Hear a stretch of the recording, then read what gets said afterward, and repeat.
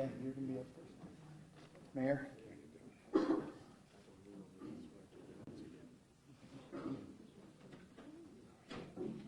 Sabrina?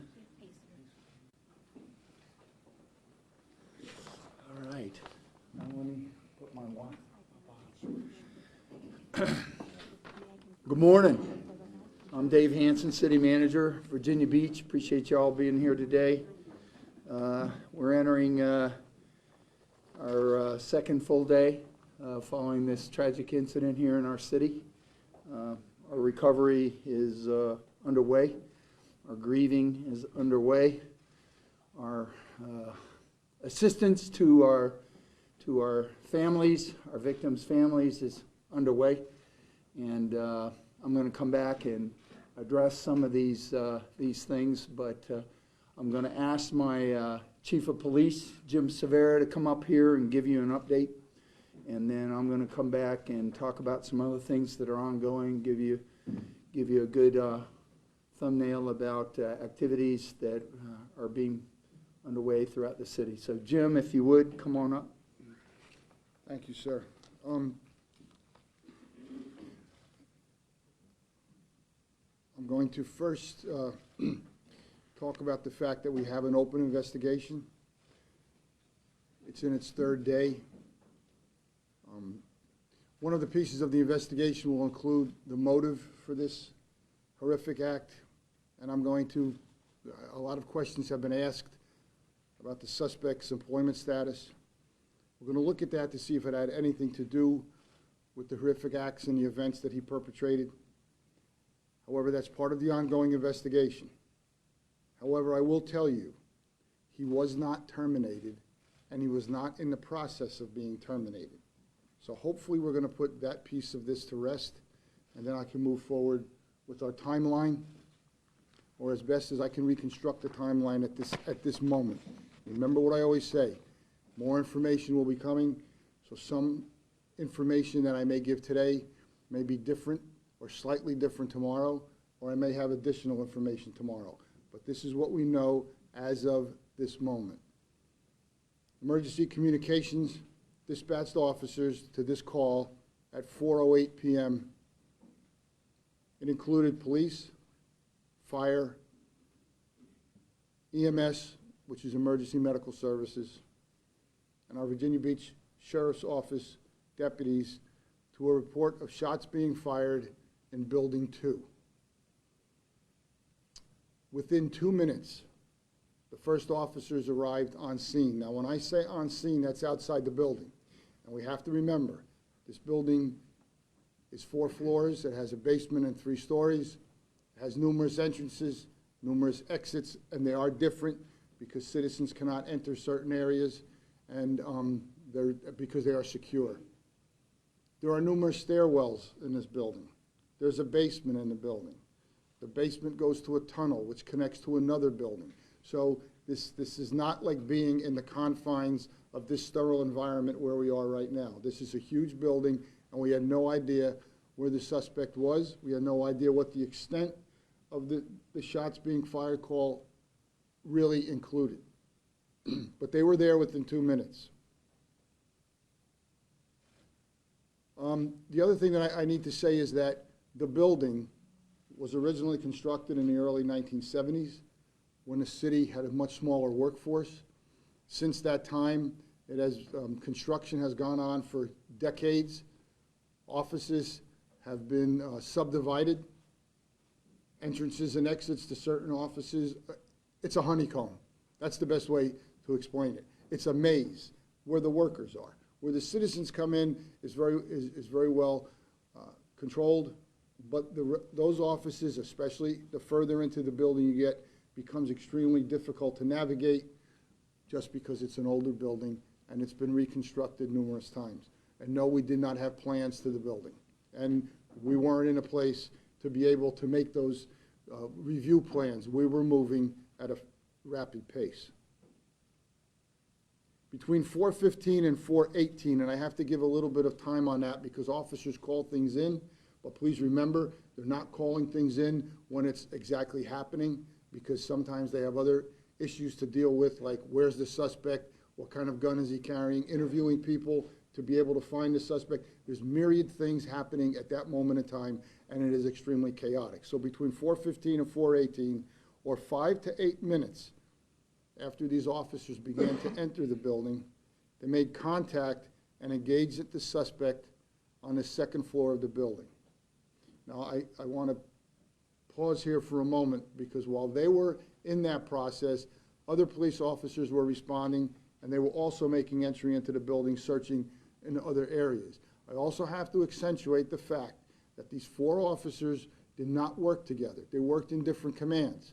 However, for years and years of training in our city, in our police agency, in the cross-training that we do with our partners in the Sheriff's Department, in our Fire Department, and our EMS Department, we cross-train and we train together on the same tactics. So therefore, these 4 officers who came from different commands, 2 are from the Detective Bureau, which is about, I said the other day, about 100 yards, 150. We measured it. It's actually 300 yards away from door to door. They responded from the Detective Bureau. 2 other officers who were K-9 officers responded via their vehicles en route. So they came from different commands, yet they formed a rapid entry team, and they entered the building. They found the suspect on the second floor and immediately engaged in a gun battle. I've been asked on a couple of occasions how long. I can't tell you how many minutes shots were being fired. I could tell you that in the police world, anything more than 3 to 5 shots is a long gun battle. That's what was happening. I can tell you that, although I do not have the exact number of rounds that the perpetrator fired, it was well into the double digits. The suspect was firing, he was moving. Remember, we had numerous office spaces, and the office spaces were connected, and then you would go into another space and it's not connected. Remember, doors were closed and were locked because individuals who were still on that floor were sheltering in place and doing exactly what everyone in the country is trained to do on an active shooter case. That's another sidebar, folks. We now have to train across America on active shooter cases. They were returning fire, and at one point, the suspect was firing through the door and through the wall at the officers, and then the firing stopped. They realized he was a distance from them. He was in another office. They realized the need to enter that office so that he would not then escape and perpetrate more violence on that second floor. So they had to figure a way to breach the door in a tactically safe and sound way. That's not an easy decision to make. There's an individual on the other side of the door. He has a gun. He just shot one of your officers. That officer was wounded at about 4:19 during the exchange of gunfire. Now we have to breach the door. They had to come up with a plan to do that. They did. They did not hear any gunfire inside that particular office. They eventually breached the door. And when they breached the door, suspect was then alive and was taken into custody, and first aid was immediately rendered to him.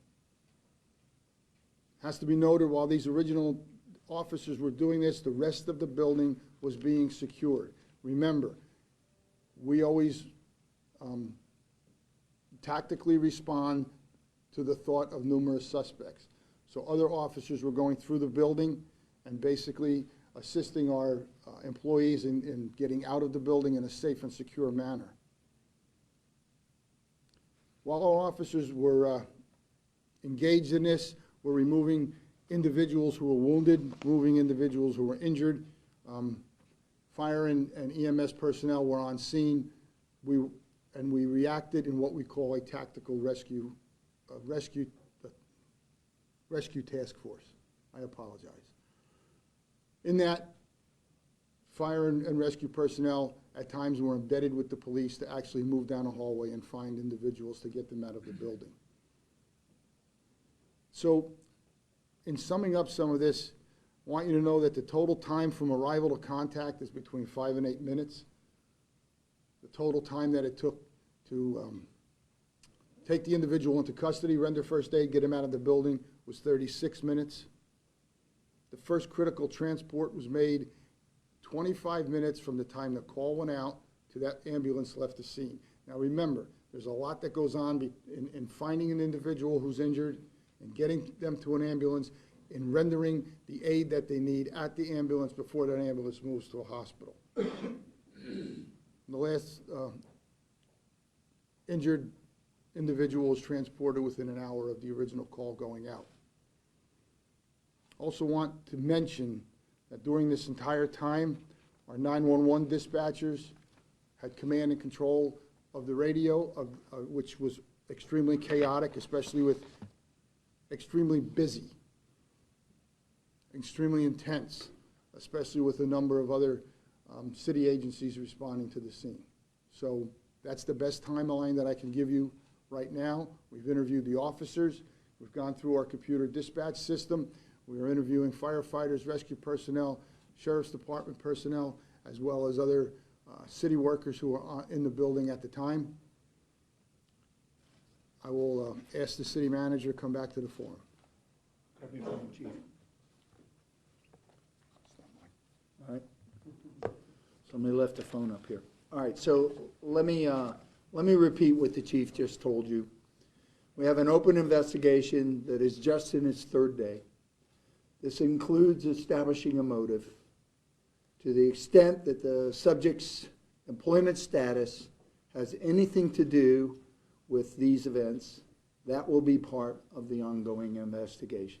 However, he was not terminated, and he was not in the process of being terminated. So where are we and where are we going?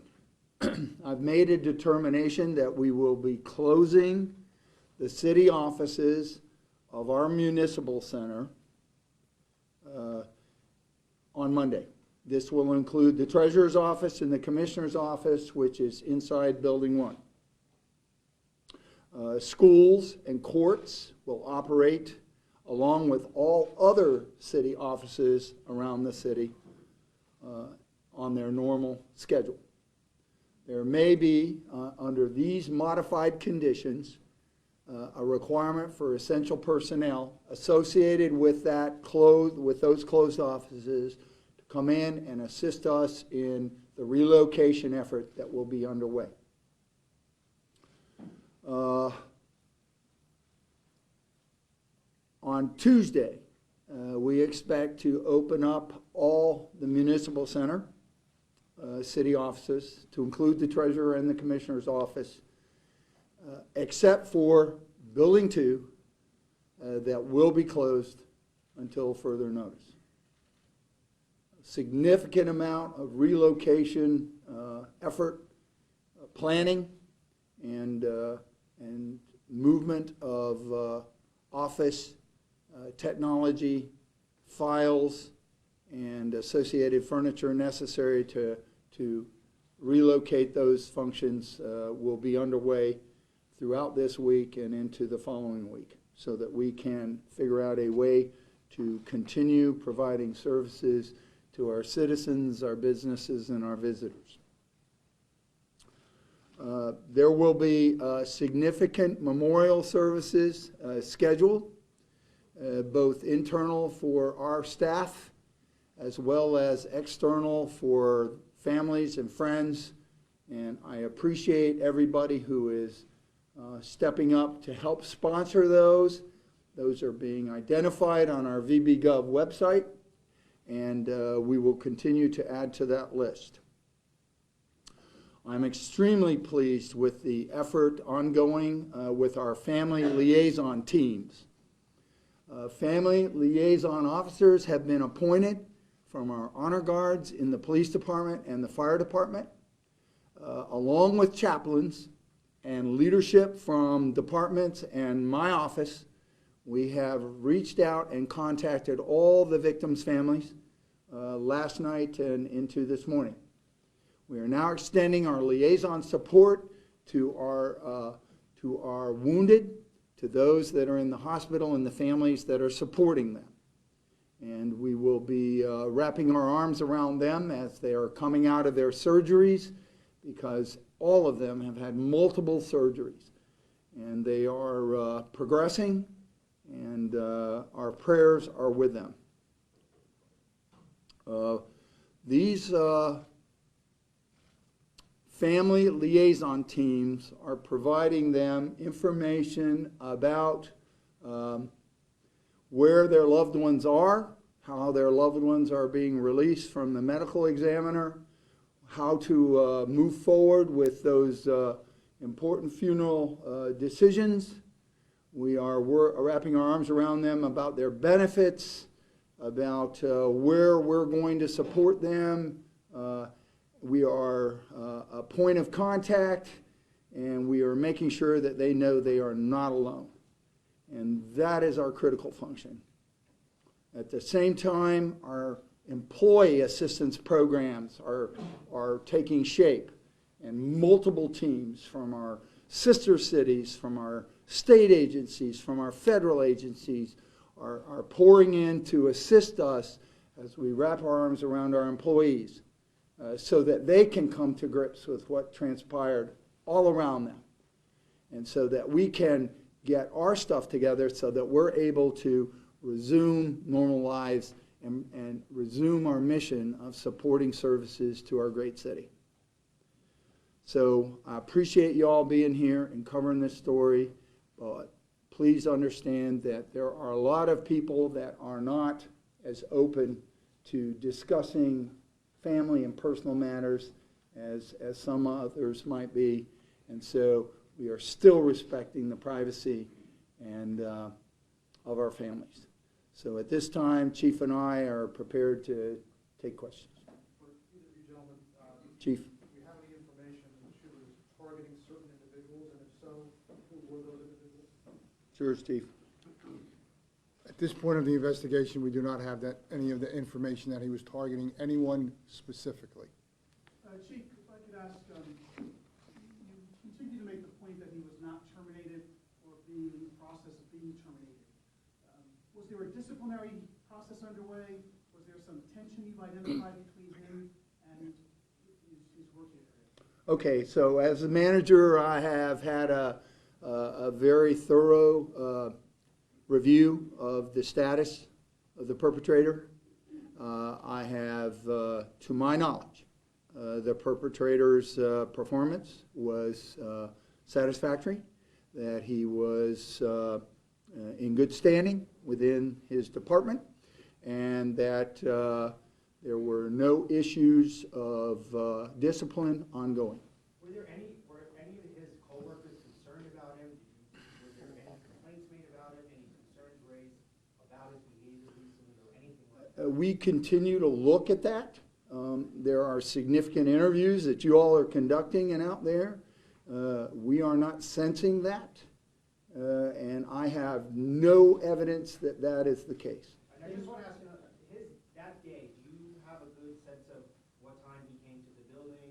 Did he leave the building? Did he come back in? Was there a normal work day for him? Anything you can tell us about his activity that day? As a city employee, what we can track is entry and exit of certain doorways because we have our codes to do that. So as part of the investigation, what we're going to do is, as best as we can, put together his total activities from the morning until he perpetrated this crime. But it was a normal work day for him, right? It wasn't, as far as you know, it was a normal work day. Yes, it was a normal work day. Considering you are putting water on this idea that he was disgruntled or about to be disciplined, are you encouraged at all, based on the interviews that you've had, about following other motives? I'll take it. Okay. Words matter. Sir, we've spoken previously. I'm not putting water on it. I'm trying to give the facts. We're looking as deep as we can into motives from work, personal motives, professional motives, motives that could have happened. Right now, we're in the process of doing all this. Right now, we do not have anything glaring. There's nothing that hits you right between the eyes.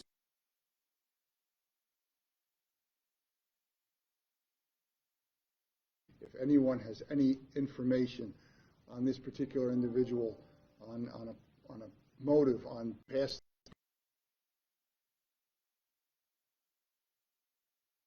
as the manager said, we have a large workforce, and we want that large workforce to be able to come to work and feel safety.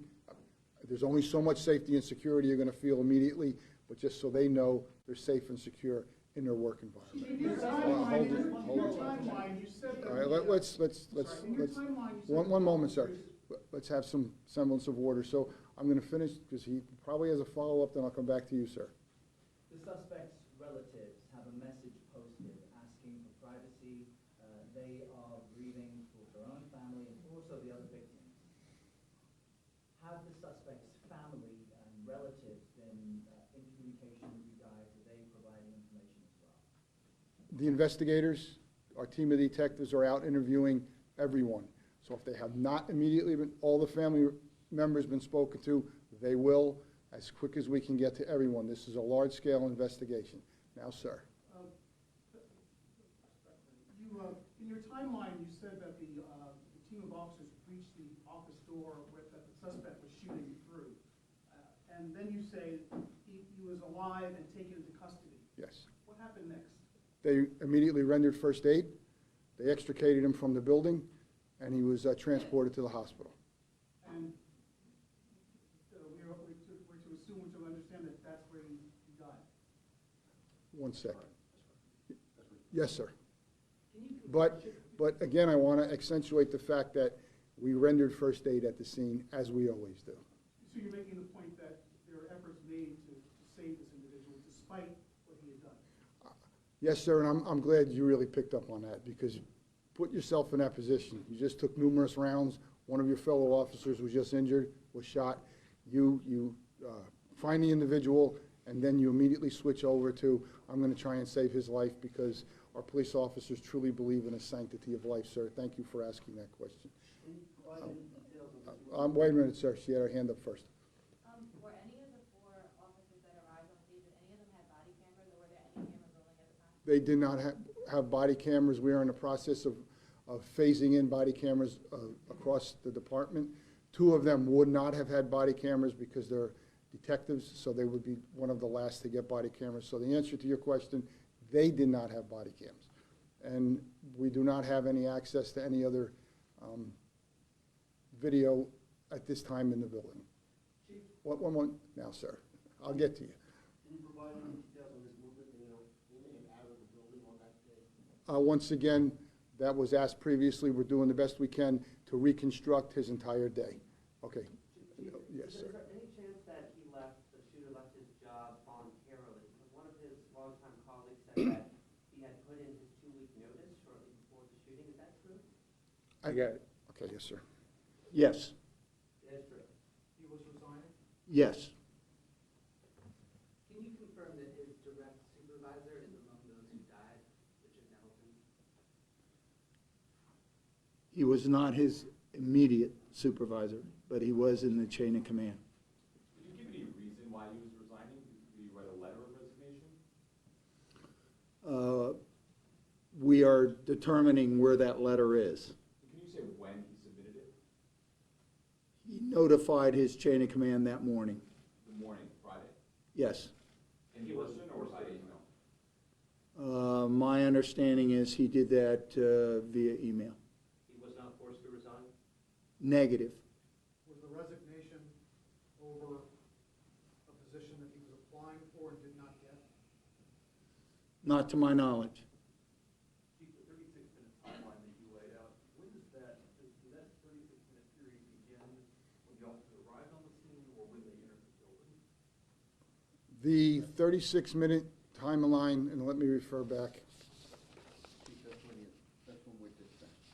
From time of dispatch to time of suspect in custody. What time did you all reach, when the 36 minutes you all reached the door and kind of custody? In the first round, you said that the 36 minutes included when he was transported. I'm sorry, I cannot hear you, sir. The 36 minutes you had said was ending when he was transported. So how far into that period? No, sir, I said time of dispatch to custody is 36 minutes. So when did you all, thank you. Do you have a time of death for the shooter? I do not with me at this time. 1 minute, sir. Yes. Are you able to provide any updates on the weapons that were found at the shooter's home? The ATF provided that yesterday. I don't know if they provided all the information. Once that's relevant, we will get that information out. We were Yes, still sir. waiting to identify those weapons. Do we know if they were I'm gonna have to defer to ATF, and there, one moment, sir, because yes, sir. I think you mentioned the time of contact during the gun battle, 5 to 8 minutes. Are you saying that it was 5, the gun battle itself? Yes, sir. Was 5 to 8 minutes? Yes, sir. Which is a long time. Yes. I'll be right back to you. Yes, sir. Can you describe the room where the shooter was encountered, and was it like an office or like an enclosed office? And when the officers did they actually witness him shooting somebody? I cannot comment on that at this time, because I don't have all the facts in front of me. Chief, Yes, sir. you've made mention a lot about the extended magazines that the shooter has. Yeah. Do you guys know when he purchased those? What does that tell you in terms of why would someone have that kind of a magazine? Again, I'm going to defer that until I have all the facts in front of me from the ATF. By the way, the ATF has been superb in assisting in this particular investigation. They understand the criticality of the information we need.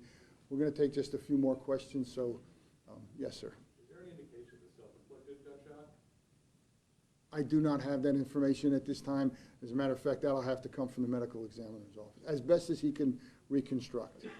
Yes, sir. Did the shot that subdued him, did it go to a door, did it go to a wall? I do not have that exact information. That's being pieced together by the detectives, by the evidence recovery team, and eventually through the medical examiner's office. Just to be clear, he was behind the door or a wall of an office? He was. Last question? Chief, was there anybody in the room where the suspect and the finding officers were able to get in? I do not have any information that there were any other people in that room, and I'm going to tell you what, I'm going to take, because you had your hand up for quite some time, so I'm going to take this one as our last. I kind of have a two-part question. Well, I just wanted to figure out, first, when you guys searched his residence, did you find any letter, anything that would give you any indication for a motive?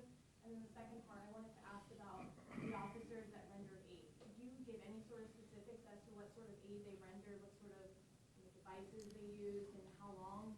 Like, I don't know if you talked to those officers, if you could give any sort of. the first question, I'm not going to release any information as to what we found inside the home. And as far as the second one goes, I do not have specifics as to what kind of first aid they rendered. All of our officers carry tourniquets. We also have certain pieces of equipment in the police cars. I don't know, it's commonly referred to as a go bag. I don't know if they had those with them at the time, but I will certainly be able to follow up on that. All right, thank you. All right. Appreciate y'all being here today. Thanks, counsel, as always. Jim, I need everyone remain back behind the wall, please, when exit, and I will have to roll. Yeah, we're probably going this afternoon. We're working through it. We're trying to get priorities. I got to go visit people in the hospital first. That's He priority. says we can build that I like know, that. we had a long talk with him, and we're inclined to go there. Let's get some office space already.